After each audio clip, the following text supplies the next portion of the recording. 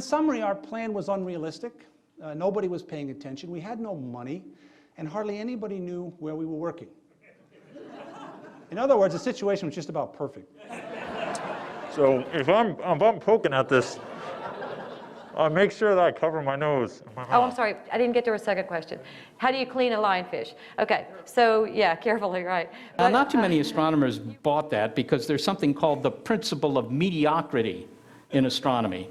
And I always thought it referred to the astronomers themselves. In fact, it does. Right. Take a look at this machine. This is incredibly thin. This is razor thin, right? It is so light. I love it. I love it. Right? And you don't know how cold it's going to be because you've never been to the South Pole. So you put on everything that the government gave you, right? Because you don't want to die. So they're very delicious, and I've tried them.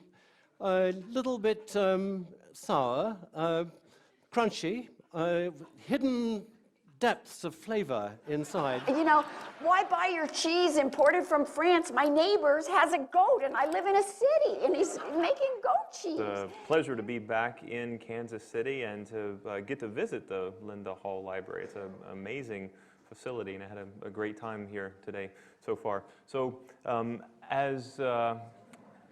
so far, yeah, we'll see how the next hour goes.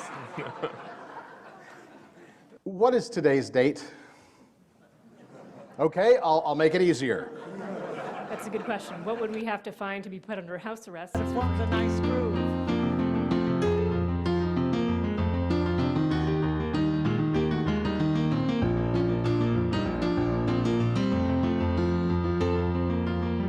We almost don't want to stop.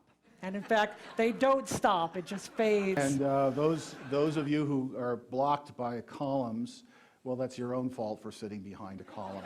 Of course, it starts by asking, if we could travel backwards in time, what would happen? And so the simple answer is, well, you can't travel backwards in time.